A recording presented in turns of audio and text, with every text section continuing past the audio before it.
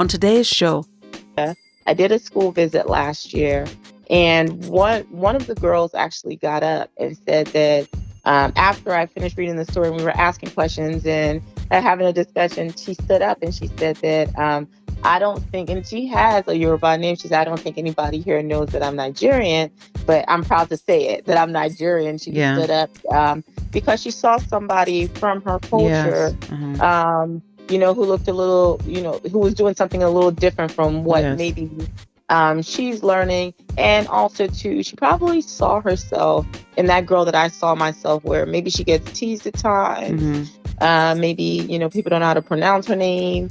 So that's an issue. Just a lot of different barriers that she has to already face just by being from the culture that she's from. So being able to shed light and read to kids and teach them about another culture, and now they want to embrace, the culture that they're learning about. It was a huge success for that day. Yeah, And so this is why it's really important to get those stories out about tradition. welcome to Education Today. I'm your host, Solanke. I spent 15 years as a secondary English teacher, and I've also been on the other side as a parent of 3 children who have completed the formal schooling years of kindergarten through 12th grade and are now in the college and career stage. Now I'm here to have conversations with teachers, students, administrators, parents, and other stakeholders about all things education. Join me as I cover current topics in education from preschool through to college, career, and beyond.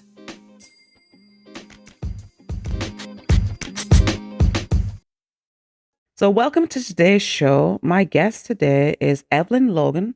She is a writer and amongst other things. And I met Evelyn on an app, like a neighborhood app where you communicate with the people who live in the surrounding neighborhoods to, stay abreast of what's happening. And I saw that she had posted that she had published a children's book. And I saw the name of the children's book. It said On the Streets of Ondo. And I looked at her name and I was like, but that's the name of the place in Nigeria that my husband comes from. So I was intrigued. And I was like, but I looked at her name. I said, but Evelyn Logan doesn't sound like a Nigerian or a Yoruba name. So I was like intrigued. So I started communicating with her, like, who are you? Tell me about this book. And that's how we met. So welcome to the show, Evelyn. Thanks for having me, Sokor. How are you today? I'm great today. And I wanted to talk today about your book and about inspiring young children to read. So tell us a little bit about you. Who is Evelyn Logan? Yeah, thank you so much again for having me today. So, my career has spanned different industries, but I'll keep it short. I've been in the workplace for, a couple of decades, and I used to work in nonprofit in healthcare administration. I did that for probably more years than the nonprofit. Um, Became a homeschool educator, an author after that experience in healthcare, Hmm. and wanted to go out on my own and really do things that I enjoy doing, and trying to live in the present for the most part. So, uh, went to live my dream of being an entrepreneur, an author. I'm a doctoral student, so I have a lot Oh, going on. wow. That's Yeah, I'm awesome. a doctoral student. I've put that by the wayside for now while I focused on my writing. And as I mentioned, I'm a homeschool educator, so quite a bit going on. I have 3 children that I homeschool. They're different ages, so Uh-huh. we could definitely meet them where they're at based on their not educational knowledge. So Yeah. that's a little bit about me. And are you still in Florida or have you moved somewhere else? Yeah, so I'm still in Florida. So my family made a decision and transition from Maryland late last year. And Hmm. so we haven't even been here a year, but Oh, okay. we're still here trying to make it work. Hmm. We really do enjoy Florida. I have to say it's a pretty hot though. It's It's a it's lot hotter than I steamy. would like it. It's steamy. It's humid. Yeah. Yeah. Yeah. Yeah, definitely. So that's probably my least favorite part about being in Florida. But other than that, we definitely enjoy each other. It's a great place to be able to educate your children at home. It's not as resourceful as my experience in Maryland, Yeah. but as far as at this point, we've created our own resources, so we don't have to lean on the state or county and their guidelines as much.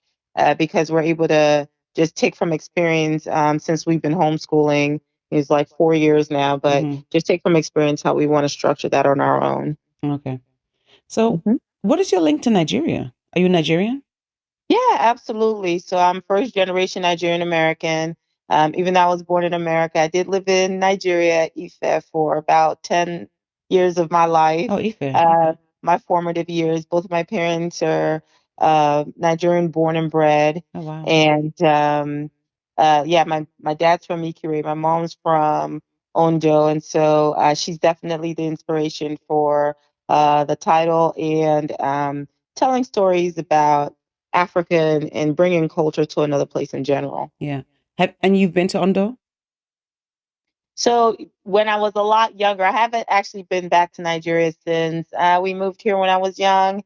We moved here maybe I was like 10 or almost Mm-hmm. 10 or something like that, but lived there since pretty much birth, even though I was born in America. My family quickly moved back to Nigeria shortly after my birth. Yeah. So I haven't been back in a very long time for various reasons, of Yeah. course, but I definitely feel like, we've created a culture here. There's a lot of family members that live in America, a lot of good friends growing up with in Nigeria, and our families all kind of moved to America at the same time. Yeah. So a little culture here, how they have Little Italy or Chinatown or something Yes. like that. I really do feel like even though after we moved to America, I still experience my how my life was in Nigeria because there's so many people Of around. course. Yeah. Uh, I actually attribute my being able to still speak Yoruba based on that experience, still having Nigeria here in America when we moved. Yeah. I mean, you mentioned Maryland. I mean, I'm not Nigerian. My husband is Nigerian. He's actually from Ondo. And but I'm from Sierra Leone. So where you came from, Maryland, that is our Mecca. That is where all the Yeah, Sierra yeah, Leoneans are. yeah, yeah. So I walk around the streets Definitely. when I go to visit family in Maryland. I'm just hearing Sierra Leonean Creole everywhere I go. Yeah, Yeah. no, definitely, Yeah. especially in that DMV area, Yes. Uh-huh. the culture is, a huge thing there. I know so many people from different parts of Africa just from living in Maryland. Mm-hmm. So many different cultures live there, so many different traditions. It's one of the things that I can really appreciate about that area because it's a true melting pot, if you had to use some kind of metaphor, but it is a place where you're going to learn about different people doing different Yeah. things, how they do it, and that has such a tremendous impact on your family, and Yeah. yourself. Yeah. Yeah. That's cool. You know, Yeah. I've been to Ondo. I'm not Nigerian, but I've been there. I was there in 2019. It was for Okay. my mother-in-law's funeral. We went to the village and I loved it. I just You loved did. it. I loved it. Oh, Yeah. that's nice. Yeah. Definitely, I do have still many family members that live in Ondo. Hmm. But yeah, yeah, definitely. I definitely want to get back at some point, even if it's by myself and not necessarily with the kids just yet. But I think at some point, we will definitely all get back. Yeah. Yeah. I can't wait to go back to Nigeria. I cannot I wait. do want to Yeah. try other. I want to try other countries in Africa as well. Yeah. That's just going back to that experience that I was speaking about with Maryland. It's you get to feel you feel more comfortable around Hmm. so many different types of people that you really want to understand how they live as well. Their culture and Yeah. tradition. Yeah. So, So, tell me about the children's book. Why a children's book? What was your inspiration to create that? So I've always loved to write. My love for writing started when I was pretty young, and especially when we first moved to Nigeria. Probably like so many children who go to school these days, I went there, and I was the laughing stock of the school because of my Oh, accent and my haircut. It was very boyish at the time. I still have my passport picture of how we first oh, came here. oh, when you moved from Nigeria to America, right? Yeah, when I moved Okay. from Nigeria to Yeah. America. So I think I started like third grade or fourth grade or something. I can't really remember. But it was not a fun time. And the biggest thing that bothered me about what people said was that, I couldn't speak English. So it Yeah. bothered me quite a bit. So I don't know if I've told this story before, but one of the first thing I did, was tell my parents, and they're like, oh, don't listen to those people. Yeah. And, we're rooted in education quite a Hmm. bit, as a culture. Yeah. So you're just here to go to school. That's it, kind of thing. Don't worry about Yeah. that. But it bothers you. So Yeah. the first thing I actually did was pick up a dictionary, and I was like, I'm going to read it from front to back, Oh, yeah. um, and I never made it. I never read the whole dictionary, but Yeah. it did spur my love for writing and reading and things like that. Yeah. So um, yeah, that's how I got started in writing. With the children's book, education is such a big thing. It's such a like a cornerstone of my upbringing. This is how I was raised into education. So lots of parts of me sees it happening from a younger age, which you teach children is so important. And one of the things that I've noticed, even in living in certain parts of Maryland, but definitely here in Florida, is that the children just don't have enough diversity from a cultural standpoint. Not Yes. diversity like, okay, we're Black, Martin Luther Hmm. King, or, this is white, this is, not like that, but a real immersion into what different cultures bring to the table each and every day. Yeah. And so I think you have to start that from young. I think you have to, teach it to our children, teach it in schools, where you have access to children. Hmm. And I am a lover of children. I'm a lover of education. So it just felt right to write for children. Yeah. And I'll continue to write for children. But I do really enjoy writing for film and TV too. So I've been spending a lot of my days in the cave, dark cave, so to speak, just learning, self-teaching myself about that process. Oh, And screenwriting. yeah, Oh, screenwriting definitely. It's always been a part of me to want to be a filmmaker, but I've diverged quite a bit there with going into the healthcare industry where I yeah. spent a lot of my career, and following that path of what I went to get a degree for to begin with. But I'm happy to be able to go out and do what I love every day, write every day, have the ability to do that. It's not easy. It's Yeah. not easy to try to live your dreams. That's Yeah. what I always share with people, but it's fulfilling and rewarding. And once you start to feel that reward, almost like how you're doing your podcast, Yeah. and I'm sure you work somewhere else or do something else, but your podcast is something that you'd love to do. And so you're going to keep it going, and you're going Yeah. to really enjoy yourself while you're doing it. So it's the Yeah. same thing with me in writing, to finally be able to uh, let myself do the things that, I love to do versus the things that would, um, I just do probably for financial gains. Yeah. I think it's very common in African West Africa. I can only speak for West Africa because I have West African parents and family, Hmm. but especially for Nigerians. But even the Sierra Leonean thing, it's like the anything artistic is seen as frivolous, and I Yeah. think a lot of Nigerians are just automatically expected to go into things like the field you went into, healthcare, medicine, nursing, and creativity is frowned upon until you make it. Yeah, And exactly. then, like John Boyega's family, they show up at the red carpet in their full Nigerian regalia and attire. So proud. This is my son. Right. Right. Yeah. Now it's like, yeah, definitely. And I think even today, a lot of Nigerian parents are more open to the idea. I mean, there's a few Nigerian artists out there that's just doing their things, whether it be through music or film and TV. Um, and like, look at Yvonne Orji, who's Yeah. really paved the way for herself. And she's not the only one. Yeah. But So but I her think but her it's parents had a problem with her going into that field as well. yeah, no, Yeah. definitely. But Yeah. I think that while they had issues with it and stuff like that, they also did like it for us. I think for my generation, and I'm not that old, but I am in my 40s, so we Yeah. had a different kind of upbringing with Nigerian parents who, like you have mentioned, there was a prescriptive thing that you were supposed to do with education. It wasn't just, oh, learn anything. You had to go to school for this or this. Yes. These are your choices. Yeah. And I do think that, the kids today, they get it.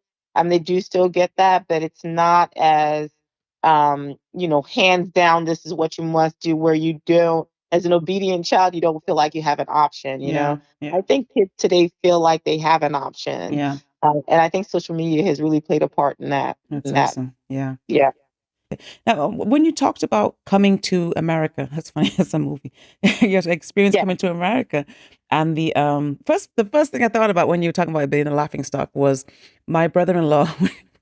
The story, he's going to kill me for saying this, but anyway, the story he tells when he came from Liberia when he was like, I don't know, 9 or 11 or something, and he's at school and he needs to urinate, so he does what they did in Liberia. He went in the playground.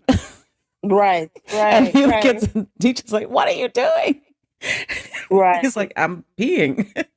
And then that story just cracks me up. Can you imagine what the other kids were thinking? What is he Yeah, doing? yeah. It was just normal.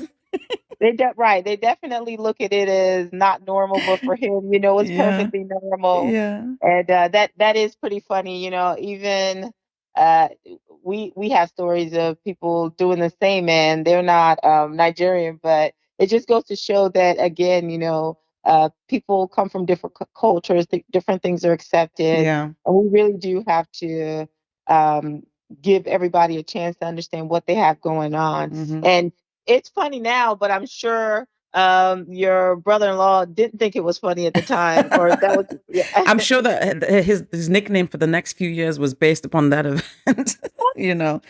Kids can be so mean. But you Right, you right, mentioned right. also the other kids making fun of you and saying that you couldn't speak English, and that made me think about when I was in Nigeria a few years ago, when I was in Lagos, not in the village, and I just was just sitting back in awe and looking. I was staying in a family member's house, my in-laws' house. There were a lot of children around. And my whole time I was in Lagos and I was surrounded by children, some very young, some teenagers, some in between. And I was just in awe of the fact that all of these kids spoke Yoruba and English. They were bilingual. But in Hmm. this country, when we hear somebody with an accent, we just, or if they make like a grammatical error, we just, make fun of them and say they can't speak English. But they were all bilingual. Most people here are not, you know? I just think that was Right, so impressive. And we really need to be aware of that when we're making fun of somebody who's speaking English, perhaps with an accent or, some of the grammatical structures a little off. But this person speaks another language as well. This is their second right. language, and that's an achievement. Can you speak two languages? Right, Yeah. right, exactly. And I think the beginning of that is similar to what the book was supposed to do, introduce a different culture. I mean, in the book, I stayed true to form with the children having, Yoruba name, used a little bit of Yoruba words, even put a Hmm. dictionary in the back of the book Yeah. to inspire folks to want to understand that there are different cultures, that speak different languages, and those are meaningful things to that culture. And I think this is why, tribes and villages and, it's become a dying breed Hmm. because people are moving away from it because of the stigma that it tends to get. Yeah. And so when you start to teach your children from a young age, um, that there is another culture out there, it makes a big difference. Yeah. And one of the things that the book is predicated on is just folk tales. Such it was such a pivotal component uh, to villages and tribes, generations ago. Hmm. How they passed on history, how they Yeah. created history without the tools and resources that we know now as pen, paper, and things like that. Yeah. So this is storytelling, and so that's why it was very important to have that element in my stories. For children, I hope they get a lot from this, and I don't think it's asking a lot for children to take away a whole host of things from this children's book, even though it's an innocent children's book with phenomenal illustration. And that was illustrated by Kamala Nair, Hmm. who lives in India. So we did a lot of our work over WhatsApp, Zoom, and Adobe, different technologies that we transfer and stuff like that. But the folktale piece of it, I hope that children really take it and say, okay, the reason why people told folk tales is this, or let me go and learn about what folk tales are. So not treating them like they won't understand Yeah. because of their age, Hmm. but giving them the information and allowing them to, comprehend it in a way that they can for that time to move on. Yeah. And so when you're teaching children about things like folk tales, and folk tales were prevalent back in history time, in the Hmm. history of different cultures, Yeah. different countries. You see that in this book. It's fun for them to learn something new. So you're not learning something new just by the words on the page, but you're learning something new because if you really take advantage of the book, you'll go and want to learn these things. Yeah. um, and you'll understand too, like that people, they don't take that information lightly when you're actually coming from there. Yeah. Like I'll tell you a story about uh, what do you call this? Like a school visit that I did, Mhm.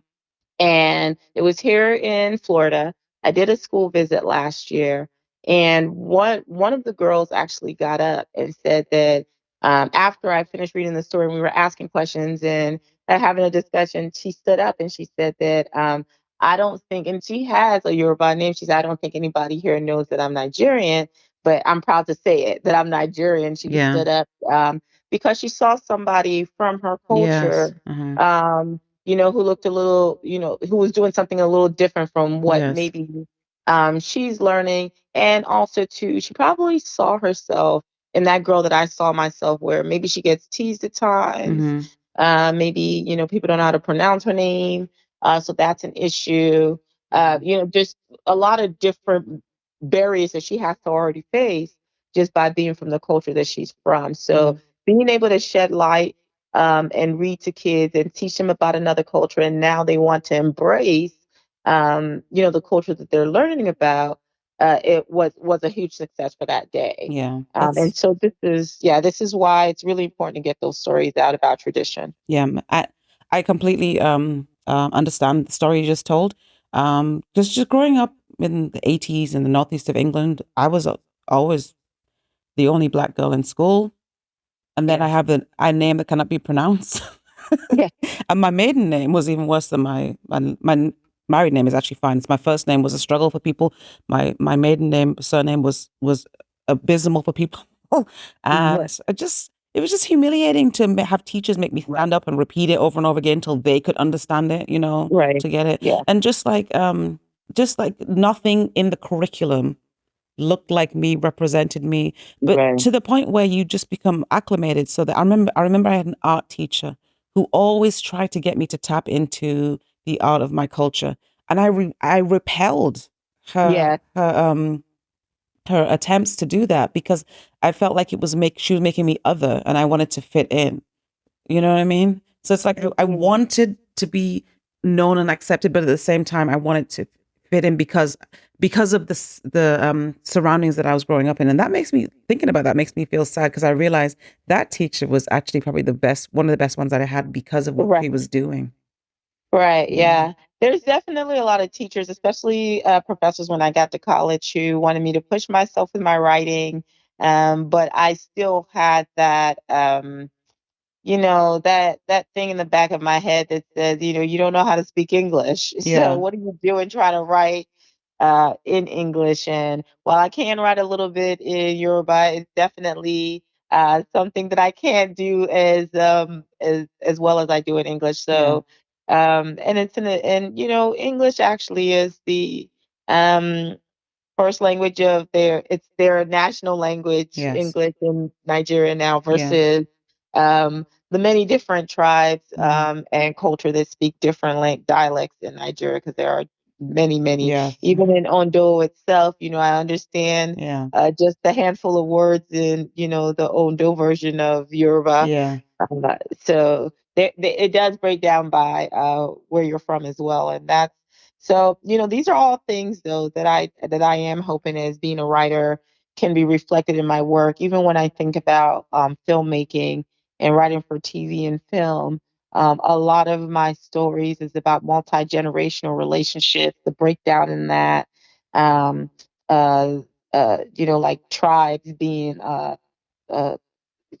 dissipating, being a lost art.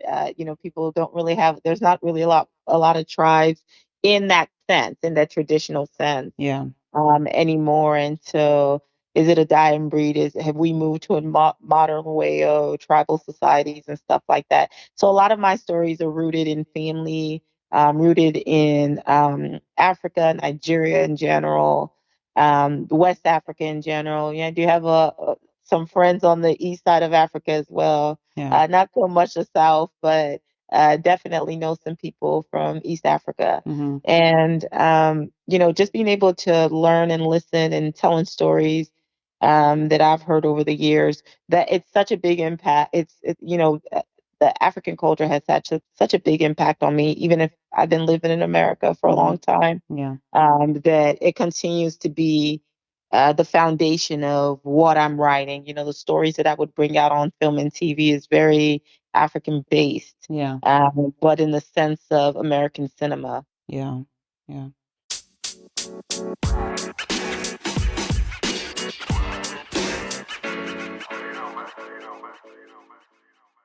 So when I asked you about the inspiration for the book, I was I had a question because I know you homeschool your children. So in the education of your own children, did that at all become an inspiration for you writing a children's book for them? Or is this book Absolutely. for them also, or mainly? Um, so I was truly inspired by my mom, our upbringing. As I mentioned earlier, this book is heavily about multi-generational relationships. So it does talk about grandparents and parents and uncles and aunts and the tribe passing stories along within the story. Mm-hmm. And the story they passed along is about the Deruba men, and Deruba means scary in Yoruba. Yeah. So, it's not a true story. That specific story wasn't passed on, but that's how you create that folktale, that legacy, Yeah. in storytelling. So the inspiration was truly my mom, my grandmother, my mom's grandmother, and some of the uncles and aunts that I have had the privilege of growing up around. But my mom was truly the inspiration. Where she's from is truly the inspiration. Mm-hmm. As it relates to my own kids, so when I wrote the story versus I had written the story 8 years before it was published, Yeah. or I even thought about publishing it. So, when I first wrote the story, my kids were younger. When it came out last year, they were definitely past the age of reading Yeah. picture books. Oh, that's true. Yeah. But yeah, but they when I wrote it, they were part of that inspiration, and that I wanted them to start to understand their culture. Now, since they've been born, we've gone to so many parties because we have our own party Mm-hmm. celebrations in America too. So we've gone to so many parties where my kids were native, where they went, as Nigerian parties. Yeah. Yeah. So they've experienced that pretty much since birth. But and the culture, because I still speak Yoruba. My cousins, my mom, my sister, there's people who've lived in America for a long time, but we all still speak Yoruba. So it's around, the food that we eat. It's around. Yeah. So they didn't really need it from a book standpoint, but I felt like all of it is, even writing a picture book, it's still learning from them. My daughter, she picked it up and she read it, even though she does read other books, but that aren't picture books, Mm-hmm. chapter books and things like that, Yeah. and book books. Yeah. So when she read it, she got the concept, but she also helped in really thinking about what kind of lesson plans you can put in place. Like, people could truly learn from this from a Mm-hmm. geography standpoint. Yeah. So we created stuff based on, our discussion, my discussion with my daughter. Um, and that's how we came up with the activity book. The activity book is for younger kids, but I have a media kit that I share, that when I go for school visits, there are activities that we can actually do, educational activities, from a history lesson, geography lesson. There's the family tree Mm-hmm. activity that you could do with young kids, where they can create their family tree, because after all, it is about family Yeah. and storytelling. Um, That's and awesome. things like that. Yeah, Yeah. and things like that, and coloring pages and things Yeah. like that's been created from the book. So it is an educational piece, and my children will always be inspiration for most of the things, if not all the things that I do. Yeah. But I do have to say that when I wrote it, the truth is that I was thinking about my mom and her culture and her Yeah. village and her family. That's awesome. So, Mhm. one thing that strikes me about the book is the vibrancy of the illustrations. And you did mention briefly about the illustrator you used, but talk to me about what you believe is the importance of vibrant, beautiful illustrations in a children's book. I think it's so important. I think it's the reason why I also love writing for TV and film, because I'm a visual learner, Uh-huh. and visualization really allows you to be who you are while taking in what you're seeing. Yeah. I think it's the reason why a lot of people love art. But yeah, so it since I when I decided that it was going to be a picture book versus like a chapter book or anything like that, Yeah. and I worked when I was working on the story, um, it was vibrant in my mind because I visually write as well. Mm-hmm. So it was vibrant in my mind what I wanted to see, what colors I wanted to play a part in the work that I was doing, and things like that. And so when you visually see it, you can be hard to work with from an Yeah. illustrator Yeah. standpoint because you already have it. But I think it's what makes the best illustrators the best because they understand that it is your visual picture and they have to try to recreate that Yeah. because it is your story at the end of the day. Yeah. And so I think that's what was so great about being able to find Kamala. I did use a self-publishing company, like a consulting firm that helped me curate a list of illustrators. And I did interview quite a bit, but I landed with Kamala because I saw some of the work that she already did, and she captured the vibrancy. And I think that because she's from India, she lives there. That's her residence. And I think because she's from the eastern part of the world, she could capture some of the culture. And she's a great illustrator because one of the things that she did by our first interview was to review the culture, even find Ondo on the map, Mm-hmm. look at how people dressed across Ondo today, in the past, Yeah. looking at food traditions, the town itself, how it's broken down, the state of Ondo. And so she was able to do a number of things to recreate what I had visualized for the story. And so I think when you're doing a picture book, your illustrator is pivotal Yeah. because one of the biggest feedback that I have gotten from customers who've purchased this book is that even though their child, they purchased it because when they saw the book, even though their child was not old enough to read at that level, Mm-hmm. they knew that they could understand the story through the images. Yeah.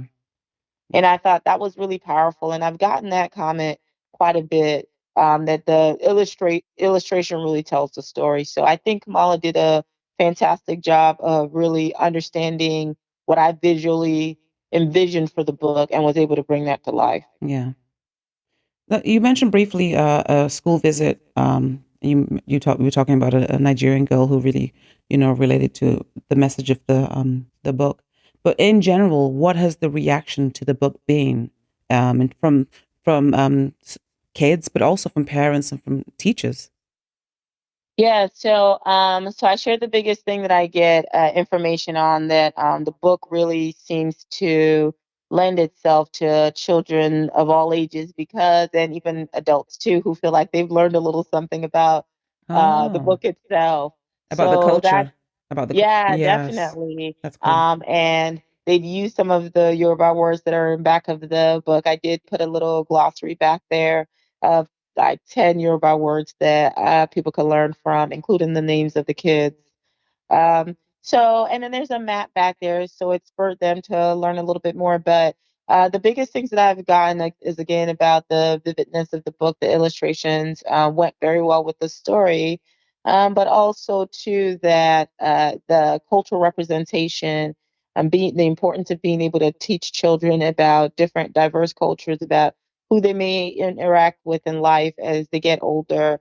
That the book does that and it does that at the beginning levels. Yeah. And, this is one of the reasons why I really wanted to start with this book because I've written a whole bunch of children's books. This one is actually a series. So there's like three more Oh. stories so four total right now of these three children Mm-hmm. who, in the same theme, hear stories and they want to go out on an adventure to figure out that story, Yeah. if that story is true or not. And this is, Okay. that's how it's set up for all four books. But and I lost my train. Oh yeah, but the importance in that representation, being able to understand that hey, there's a lot of similarities, but there's a lot of differences, and it's okay to embrace and be different.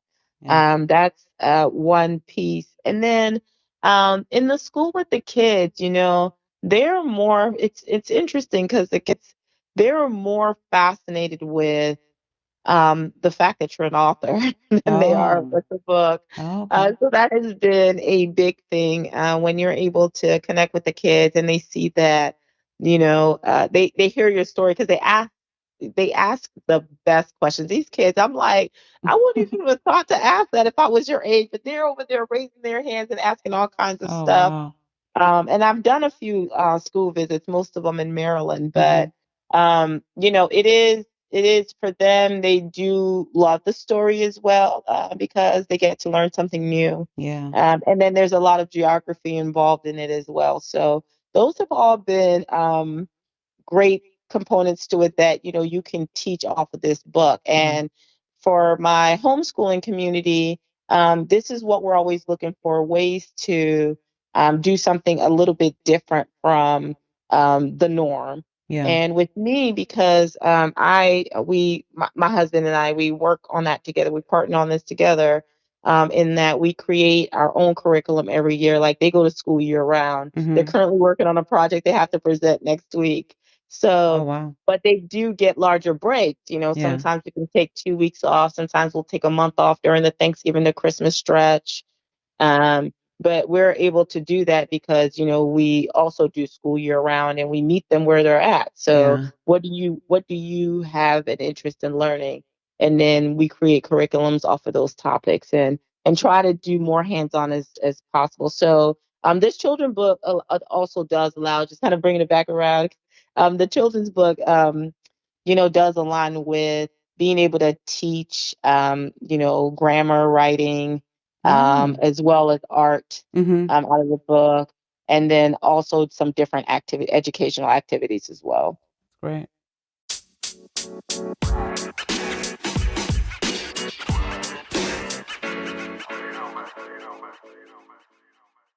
Hey guys, this is Soko. I just wanted to interrupt this episode really quickly to let you know that I have a signed copy of this beautiful children's book on the streets of Ondo, signed by author Evelyn Logan.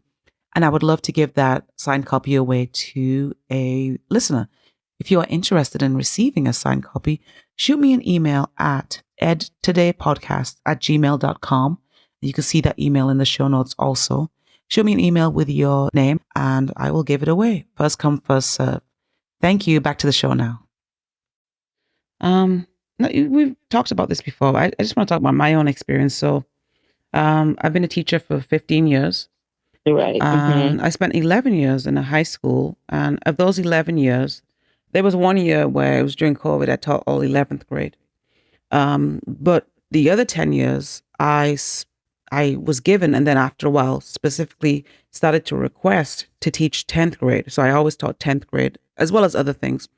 And the Okay. reason I wanted to teach 10th grade was because that was the year that we had Things Fall Apart by Chinua Achebe. And I wanted to teach that book and I wanted to do that novel justice. And I wanted students to have an experience that I didn't have when I was growing up because nobody took the time to teach me that in the curriculum in the northeast of England when I was a kid. I didn't even know that existed. Right. Um, but unfortunately, what I found over the 11 years I taught high school is not just in my school, but also when we go to teacher trainings and we talk to other teachers, is so much pushback from teachers, mainly teachers who don't look like me, but so much pushback to teaching this novel and always trying to find alternative novels because, oh, the kids not going to understand the culture. Oh, it's too hard. There's too many other words in there. It's just not relevant. Just excuses. And the novel is so beautiful and so rich. And I just would get so excited about teaching my culture, West African culture, to not just the African kids in the class, but to everyone. So I just want you to speak to that. I know we've mentioned it before, but and when you mentioned it before, we kind of were talking about how the Nigerian girl that you encountered was so excited to see her culture represented. But why is it important for this representation of different cultures, not just to our children, but to children from all cultures? Why is it important? So it's such a great question, and it's one of the reasons why I enjoy writing. Um, because this is what I was saying earlier. Our it's not just about us learning our own Yeah. culture. It really is about other people learning it. So there's an understanding there. I'm in my 40s and I experienced something when I was 10, 11 years old, and it stays with me. Yeah. It stays with me because there was a lack of understanding based on where we were in America at the time, Yeah. of who I was. And you, at the very least, you want somebody to uh, acknowledge that you're not the same, Yeah. and it's okay that you're not the same. What can you bring to the table? Talk about what you know. I had been typecasted just because of my accent, Yeah. and that stayed with me. And for good or bad, because I also think it was a catalyst for me really pushing myself to want to be a great English writer. Yeah. Um, so there are goods and bads with it, but you don't want everyone to have that experience to get to where they need to go to. Mm-hmm. That experience does not have to be an experience.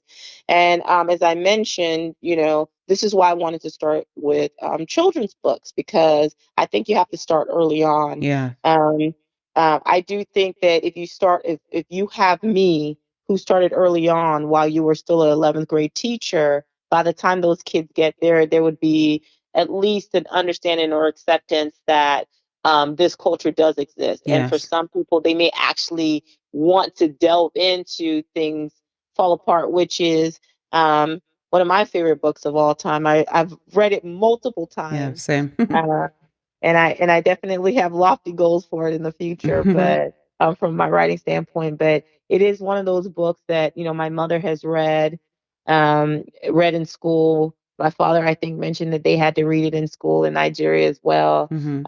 It was a teaching book because there's so many lessons to be Yes. learned. It's rich. And while a Concord is in a specific tribe, it just shows how things happening outside of the world they know can really impact you, and sometimes hit you by surprise. Mm-hmm. But it also showed, that whole tribal conversation that I was having earlier, and it being a dying breed. Yeah. But it shows how you work together to raise a community, raise a village. Yeah. That's awesome. So it is really important. I mean, and just to kind of make sure that, because I can't go off on tangents because I reflect a lot in what I do for a living. But just to make sure that I come back around, it's immensely important, representation in books. It's immensely important for children to be able to see themselves represented in all Yeah. types of books, because we just do not look one way, Yeah. and all of those ways need to be represented, not just for ourselves. We need to understand that it's okay for us to be who we are, Yeah. in the skin that we're in, but also too, others need to understand our perspective. And there's no better way to do that than to bring Africa to America for sure. You Yeah, know? yeah. I have three sons, and one of them, um, when he got to 10th grade, his teacher switched the novel out for another one. So I just made him read it at home because I just thought it Yeah. was so important for him to have that resource, that background. Absolutely. Yeah, I think you did the right thing. And so, like, you also need more parents doing it. One thing that I've noticed is, like, there was like a homeschool revolution maybe in the 80s or so, where a lot of parents homeschool their kids. It looks like that's coming back around, yeah, because of social media. We just have so much more resources now to be able to teach our kids. Some people will use, because I have friends who do homeschooling online. So there's a teacher, there's grades and everything. yeah, But we definitely create our homeschool plan from scratch, and we've done that since the first year that we started homeschool. yeah. That's good. So, Evelyn Logan, it's been so good to talk to you about inspiring young children to read through writing children's books and about your book specifically, which is called On the Streets of Ondo. I had wanted to ask you about follow-up books, but you already told me that. You already told me this is part one of a series. So, I'm excited about the next ones coming out. When are we going to see them? So hopefully the next one, I got to get on Kamala's calendar to get the illustrations done. But I think she did a great job, She and did. I'm happy to collaborate with her again. Plus, she was really kind, and I think it's really important who the person is, as well as Yeah. their skill set. So, the book is called On the Streets of Ondo. Yeah. Where can we find it if somebody wants to buy it? So I do have a website, www.evelynloganwrites, Yeah. WRITES, so evelynloganwrites.com. And you can Google me, Evelyn Logan, and you'll find me. You'll find my website. I'm also on Amazon. I do have a hardcover, paperback, and ebook through Kindle, exclusively through Kindle. Mm-hmm. Um, and if you have Kindle Unlimited, you can download it for free. Okay. And but I do sell them on Amazon and then my website as well. And then I have events that I post on my website throughout the year that I attend to either read stories or autograph and sell the book. So Yeah. keep an eye out for my calendar and events that I have going on my website. All the information that you would need is on the website right now. And then I don't sell them over social media, but you can certainly find me on IG. I am only on Instagram right now. I'm trying to so when you're an entrepreneur and a writer and you're the one selling your book, you're an independent Yeah. you indie publishing your book and an Yeah. independent author and stuff. You wear all the hats. And so Yes. I have to cut down on, just to prioritize things with the book because I do work a full-time job and then I still homeschool the kids. Yeah. So it's a lot. And so I have to prioritize where I need to be and where my messaging needs to be. So I did leave Twitter and Facebook to focus more on IG where a lot more of my network is and I get a lot more traction. Yeah. It's good. Evelyn Logan, thank you so much for joining us today. Yeah, Sakura, thank you so much for having me. I really appreciate it. It's great to know that we are like sisters because we're both from Ondo. You married in, so you're from Yes. Ondo now. It's not a thing where you're still separate. You're definitely in Ondo. And I was Uh, very much embraced when I was there and I loved it. oh, absolutely, Yeah. absolutely. So thank you so much for sharing your story too, and all the things that you've done as a teacher.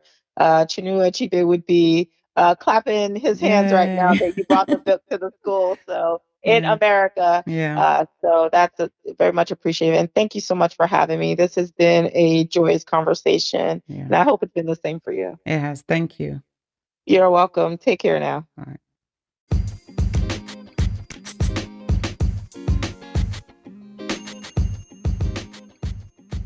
Well, thank you for listening to this episode of Education Today. We'll be back next time with more current topics on all things education. In the meantime, you can email any questions or comments you have about the show to edtodaypodcast@gmail.com. If you enjoy the show, please hit the subscribe button and consider leaving a review on whichever platform you are listening. We are listener supported, so if you are able to give a one-time or monthly donation, check out the show notes for ways in which you can give. Check out my blog for more about my experiences in education at medium.com/@SOKO. That's medium.com/@SOHKOR. You can also find me on Instagram at @SOKO_rights. That's at @SOHKOR_rights. See you next time and thank you again for listening.